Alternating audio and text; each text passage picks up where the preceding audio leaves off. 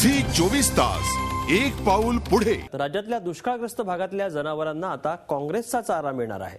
जनावरांसाठी हिरव्या चाऱ्याचं बीजारोपण आज मुख्यमंत्र्यांच्या हस्ते झालं। पुण्यातले काँग्रेसचे नगरसेवक मिलिंद काची यांच्या शेतात या हिरव्या चाऱ्याचं पीक घेण्यात येणार आहे।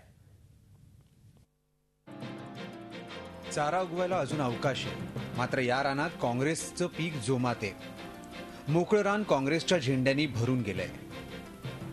दुष्काळी परिस्थितीत पक्षीय राजकारणाचीही अशी मशागत सुरू आहे आणि महत्त्वाचं म्हणजे खुद्द मुख्यमंत्री या सोहळ्याचे उत्सव मूर्ती आहेत।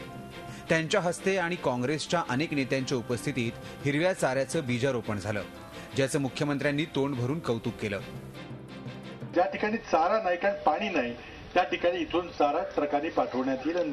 प्रदेश काँग्रेस कमिटी आणि जिल्हा काँग्रेस कमिटीने घेतलेला हा कार्यक्रम आणि त्याला मिलिंद काचे यांनी केलेलं सहकार्य त्याबद्दल मी त्यांचं अभिनंदन करतो, त्यांचे धन्यवाद व्यक्त करतो। काँग्रेसचे नगरसेवक मिलिंद काची यांच्या 40 एकर रानात मका पेरण्यात आलाय। 40 ते 45 दिवसात हा मका जनावरांसाठी हिरवा चारा म्हणून उपलब्ध होणार आहे। काची कुटुंबियांनी याआधीही 1972 आणि 2003च्या दुष्काळात हा उपक्रम राबवला होता।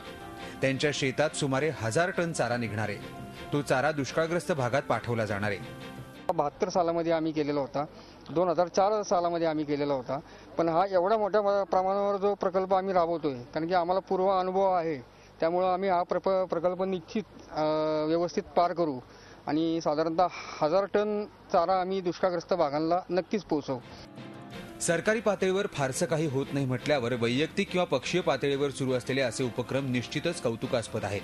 फक्त आज पेरलेला चारा उगवून यायला पाहिजे आणि उगवल्यानंतर तो गरजूंपर्यंत पोहोचला पाहिजे, कारण हा हिरवा चारा दुष्काळी परिस्थितीत जनावरांना जगवण्याबरोबरच काँग्रेससाठी निवडणुकीच्या पार्श्वभूमीवर मदतीचा हात ठरू शकतो। झी 24 ताससाठी अरुण मेहत्रे, पुणे। झी 24 तास एक पाऊल पुढे।